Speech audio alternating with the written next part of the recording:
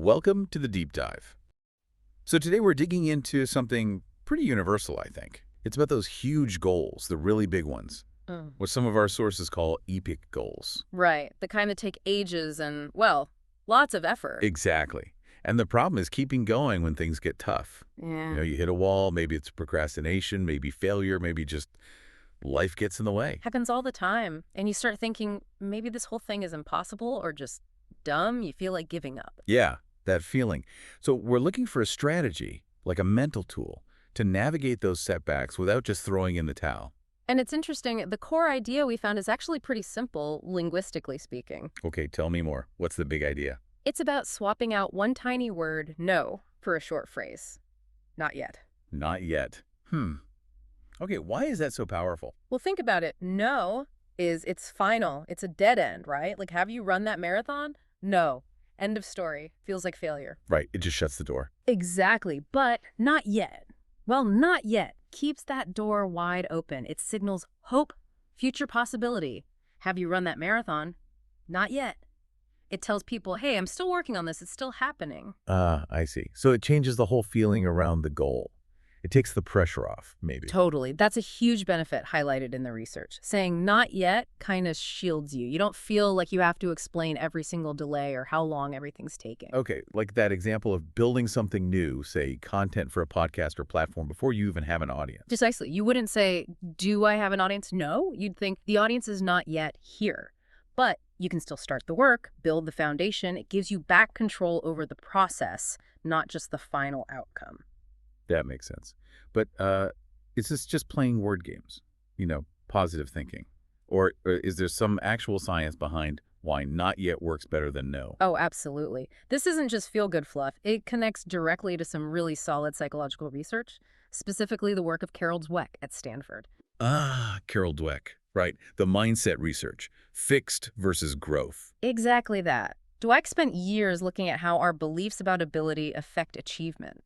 And she found these two core mindsets. Let's talk about the first one, the fixed mindset. That's the one we want to avoid, right? Definitely.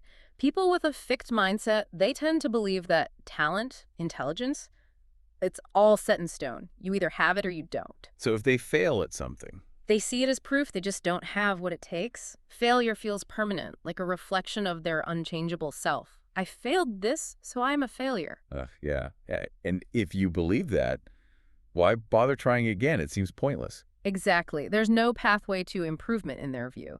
Dweck actually has this phrase for it. She says they get gripped in the tyranny of now. The tyranny of now. Yeah. Wow. That sounds intense. It is. Their whole identity gets wrapped up in their current state, their current lack of success. They're basically paralyzed by the fear of looking bad or failing again.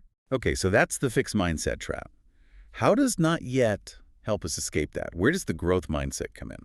Well, the growth mindset is the polar opposite. It's the belief that abilities can be developed through dedication, hard work, learning, good strategies. So failure isn't the end of the story. Not at all. For someone with a growth mindset, failure is just information. Yeah. It means the approach wasn't right or more effort is needed. It's not about them being flawed. It's about the process, not the person. Precisely. They haven't achieved it yet. That's the key. Dweck calls this luxuriating in the power of yet. It's about embracing the journey and the learning. Luxuriating in the power of yet. I like that phrasing. And the amazing thing is, Dweck's research showed this isn't just theoretical.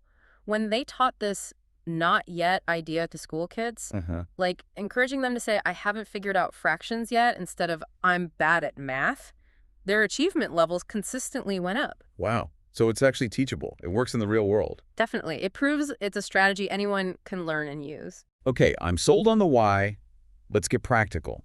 How do we actually use this not yet thing strategically for those big long-term goals?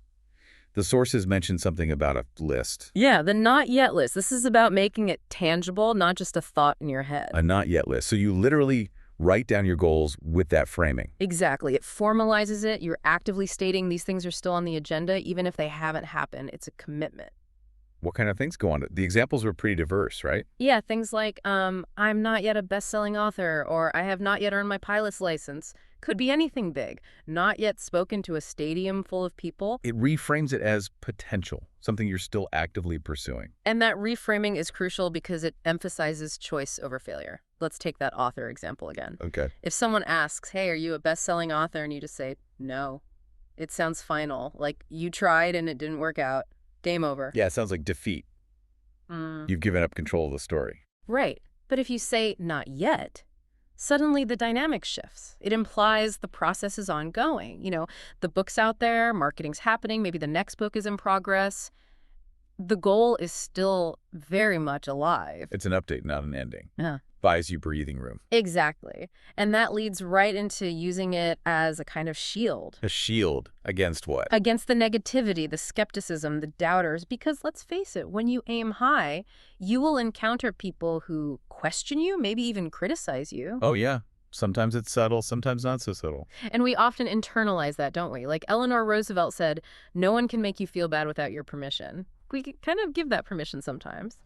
So how does not yet help us refuse that permission? Right. Like picture that scenario, the awkward family gathering, and someone asks, maybe a bit pointedly, so made your first million yet? Right. Saying no just makes you feel small, defensive. But saying not yet, it's like a psychological deflector shield. It acknowledges the current reality, okay, the million isn't here right now, but it immediately pivots the conversation. How so? Instead of defending why you haven't hit the goal, you can transition into what you're doing to get there.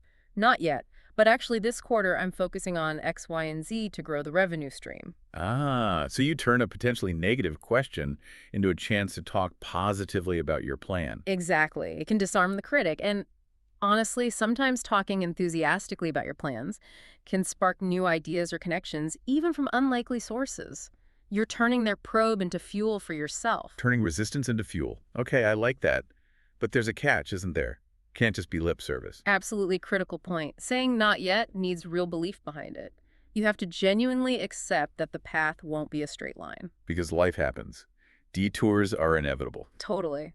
Big things, small things, good things, bad things, they will knock you off course temporarily. The source material had a great example of this. Which one was that? Someone building a public speaking business, a big dream, but they made a conscious choice to pause that. Right, to pursue that LPCC qualification. Yeah. The counseling license. Yes, the licensed professional clinical counselor designation. And that's a massive undertaking. Thousands of hours, intense supervision. Yeah, not something you can do halfway. No way. Trying to launch a major speaking career while doing that demanding clinical work, you'd likely end up doing both poorly. So the speaking goal had to become not yet. But it wasn't giving up. It was strategic pausing. Precisely. And interestingly, that detour, getting the LPCC, probably made the eventual speaking business much stronger. It added depth, credibility. It fits with that Zig Ziglar idea, doesn't it? Yeah. Success doesn't come overnight. It comes over time. The detour allowed for growth. Trading short-term speed for long-term strength and sustainability, yes. Okay, but here's the danger zone, I think. Yeah. How do we make sure not yet doesn't just become a comfortable way to say never, like it just sits on the list forever? That is the absolute key boundary. Not yet. Has to be a temporary state. Think of it like a pit stop in a race, or maybe a rest area on a long road trip. Okay, a pit stop. What happens there? You pull over, you check the engine, your motivation, your resources, you refuel, maybe rest, learn something new. You might adjust the route slightly based on conditions. But the crucial thing is you intend to get back on the road towards that destination. It's a pause for maintenance and refueling, not abandoning the journey. Exactly. And this whole philosophy, this pit stop idea, it really helps maintain hope even during really big, overwhelming crises. Like the examples given the pandemic or those terrible wildfires out in California. Yeah. Situations where everything feels stalled, impossible. Right. When the skies are literally orange with smoke, it's easy to feel completely powerless, like planning is futile. So instead of just saying, I can't do X because of the restrictions or I can't because of the smoke, you frame it as, not yet. I haven't launched that community project yet. But when the restrictions lift, or I haven't held that outdoor event yet, but when the air quality improves, it keeps the future possibility alive. It's fundamentally more optimistic. It maintains that forward momentum, even if it's just mental momentum for a while. Precisely. Okay, so wrapping this up, let's distill it down. For everyone listening, if you're feeling stuck on one of those big goals, what are the immediate actionable things they could do based on this?